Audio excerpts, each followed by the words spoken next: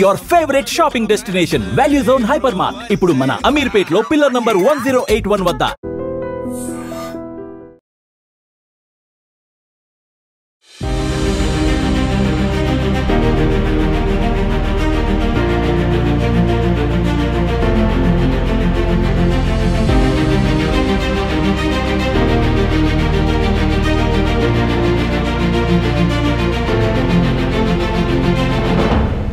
నమస్కారం, welcome to I dream. నేను మీ సంగీత. నేను అబ్బాయిలను చూస్తే నాకు జాలేస్తుంది ఈ మధ్యకాలంలో. నిజంగానే పాపం అంటే అబ్బాయిలే. ఇది కేవలం అబ్బాయిల కోసం మాత్రమే, అది కూడా పెళ్ళి కాని అబ్బాయిలు ఎవరైతే ఉంటారో వారి కోసం తీస్తున్న వీడియోనే.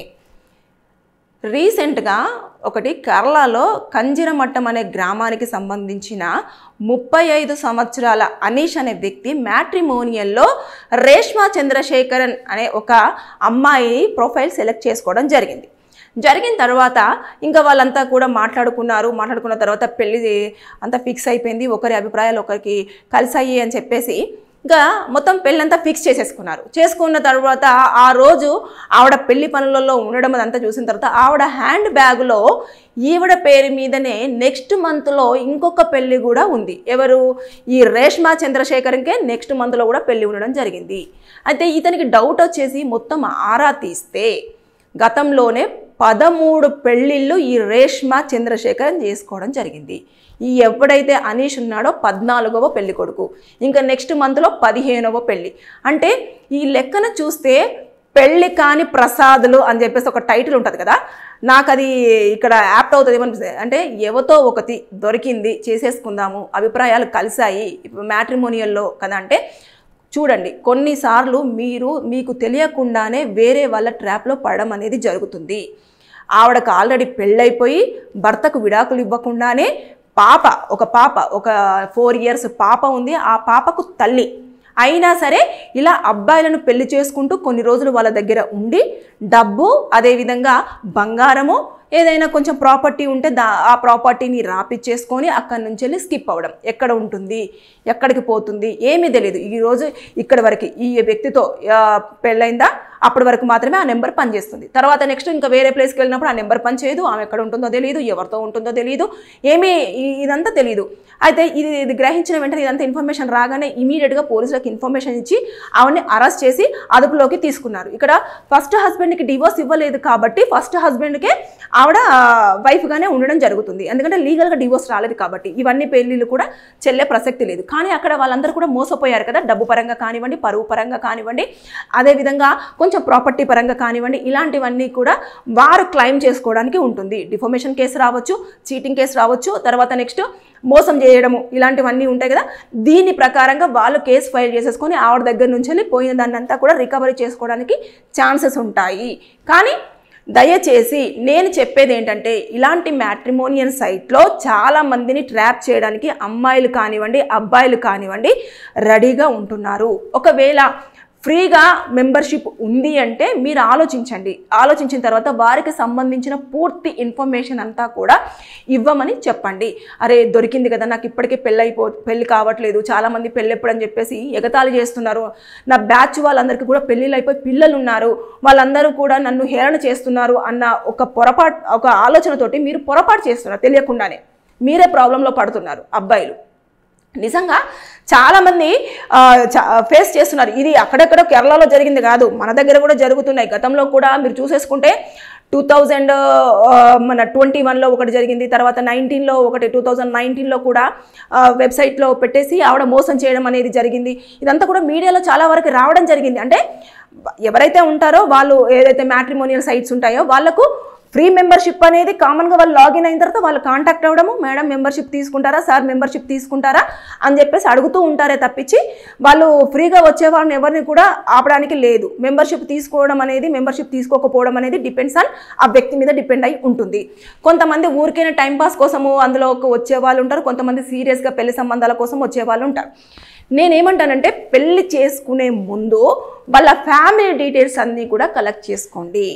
దాంతో పాటు ఆ ఏదైతే మ్యాట్రిమోనియల్ సైట్ ఉంటుందో వాళ్ళకు ఒక ఇన్ఫర్మేషన్ ఇవ్వండి. ఈ ప్రొఫైల్ అనేది గతంలో కూడా రావడం జరిగిందా లేదా, అసలు వాళ్ళు ఎప్పుడు లాగిన్ అయ్యారు, ఎప్పుడు డీటెయిల్స్ ఇచ్చారు, వాళ్ళ డీటెయిల్స్ అన్ని కరెక్టా కాదా, మాకు ఇన్ఫర్మేషన్ కావాలి అని చెప్పేసి అంటే వాళ్ళు ఇన్ఫర్మేషన్ కనుక్కొని మనకు ఇవ్వడానికి ఛాన్సెస్ ఉంటాయి. ఒకటి.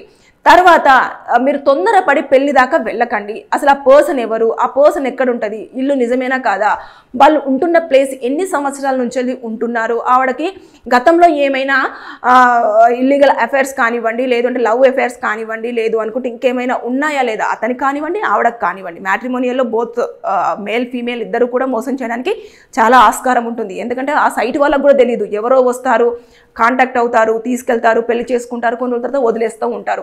అది వాళ్ళ మీద కేసు పెట్టడానికి ఉండదు. ఎందుకంటే స్టేట్మెంట్ వాళ్ళు ఆల్రెడీ ఇచ్చేసారు. 21లో కానివ్వండి, 19లో కానివ్వండి, వాళ్ళు స్టేట్మెంట్ ఇచ్చేసారు. అందులోకి వచ్చే వారి వివరాలకు సంబంధించి మమ్మల్ని కాంటాక్ట్ అయ్యి రిజిస్ట్రేషన్ అయిన వాళ్ళకి సంబంధించింది మాత్రమే ఫుల్ డేటా అనేది ఉంటుంది. ఫ్రీగా వచ్చిన వాళ్ళకు మాత్రం మా దగ్గర ఎలాంటి డేటా ఉండదు. వాళ్ళు ఇస్తుంది ఇన్ఫర్మేషన్ కరెక్టా రాంగా అన్నది కూడా మాకు తెలియదు అని చెప్పేసి వాళ్ళు ఒక స్టేట్మెంట్ ఇచ్చారు. వాళ్ళని మనం పార్టీని చేయడానికి ఇక్కడ వాళ్ళకు శిక్షలు పడడానికి కూడా ఆస్కారం లేదు. ఎందుకంటే సైట్ వెళ్ళడానికి ఈజీగా లాగిన్ అవుతారు, కాంటాక్ట్ అవుతూ ఉంటారు.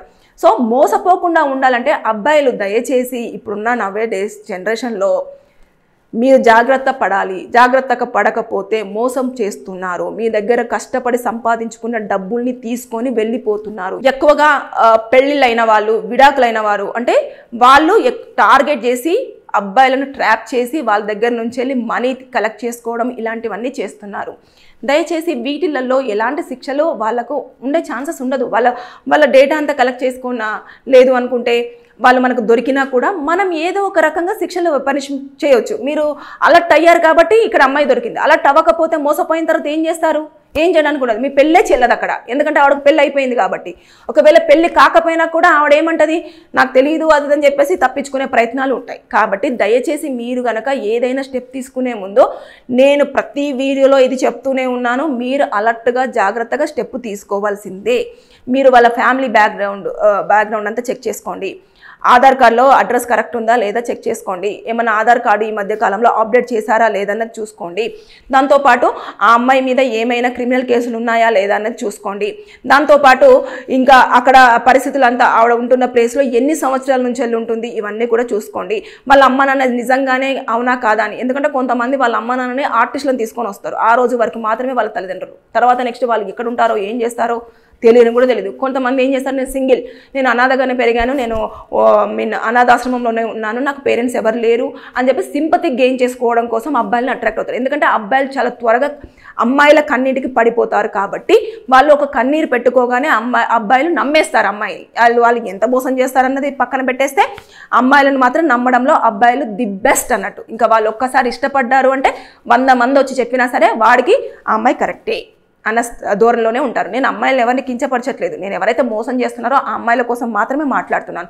ఎందుకంటే కేసులని ఎక్కువగా అబ్బాయిలు అనవసరంగా కేసులలో ఇరుక్కోవడము, ఇలాంటివి ఫేస్ చేయడము ఇలాంటివి చేస్తూ ఉన్నారు. పెళ్ళి కాకపోయినా పర్వాలేదు, 1-2 సంవత్సరాలు లేట్ అయినా పర్వాలేదు, మీ చుట్టూన్న వాళ్ళకు పెళ్ళిళ్ళు అయిపోయి పిల్లలు ఉన్నా పర్వాలేదు, కళ్యాణం వచ్చినా కక్కొచ్చినా ఆగదు అని పెద్దవాళ్ళు ఒక సామెత చెప్తూ ఉంటారు కదా. మన టైం వచ్చినప్పుడు ఖచ్చితంగా పెళ్ళి అనేది జరుగుతుంది. దయచేసి మీరు మాత్రం ఇలాంటి ట్రాపులలో పడి డబ్బులు పోగొట్టుకోవడం కానివ్వండి ఇలాంటివి చేయొద్దు. మ్యాట్రిమోనియల్ సైట్స్ కానివ్వండి, ఇన్స్టా కానివ్వండి, ఫేస్బుక్ కానివ్వండి, ఇంకా చాలా టెలిగ్రామ్ కానివ్వండి, ఇలాంటి వాటిలలో అమ్మాయిలు అబ్బాయిలను ట్రాప్ చేయడానికి రావడం జరుగుతుంది. మీ బ్యాక్గ్రౌండ్ స్టేటస్ కనుక్కుంటున్నారు, డబ్బులు ఏ ప్రకారంగా ఉన్నాయి, ఎంత ఆస్తిపాస్తులు ఉన్నాయి, అవన్నీ చూసిన తర్వాత మిమ్మల్ని ట్రాప్ చేస్తున్నారు. సింపతి గెయిన్ చేసుకుంటారు. ప్రాబ్లమ్స్ ఉన్నాయి అని చెప్తారు. ప్రాబ్లమ్స్ ఉన్నాయి అన్నప్పుడు దయచేసి మీరు 100 సార్లు ఆలోచించండి. ఆ ప్రాబ్లం ఏంటో తెలుసుకున్న తర్వాత అక్కడికి వెళ్ళి మొత్తం చూసిన తర్వాత నిజమా కాదా అని ఒక ఎస్టిమేషన్కి రండి. అంతేకాని మోసపోవడానికి మాత్రం మీరు రెడీగా ఉండకండి అబ్బాయిలు, దయచేసి. ఓకేనా? పెళ్లి కాని ప్రసాదాల కోసం మాత్రమే నేను ఈ వీడియో చేశాను. దయచేసి మీరు వెబ్సైట్లలోకి వెళ్ళేసి మ్యాట్రిమోనియల్ సైట్లో మీ ప్రొఫైల్ని కనుక పెట్టుకుంటే మీరు అలర్ట్గా ఉండండి. పూర్తి ఇన్ఫర్మేషన్ తీసుకొని అంతే చెక్ చేసుకున్న తర్వాతనే ఒక టైం తీసుకోండి. ఒక 3 నుంచి 6 నెలల వరకు టైం తీసుకొని మొత్తం ఇన్ఫర్మేషన్ వచ్చిన తర్వాతనే పెళ్లికి రెడీ అవ్వండి. మీకు ఎవరికైనా లీగల్గా డౌట్స్ ఉంటే కింద కామెంట్ రూపంలో తెలియజేయండి. నేను దానిపైన వీడియో చేసి మీకు పూర్తి సమాచారం అందించడానికి ప్రయత్నం చేస్తాను. Thank you. నిజంగా ప్రస్తుతం ఉన్నటువంటి సమాజం దేనికి ప్రయారిటీ ఇస్తుంది?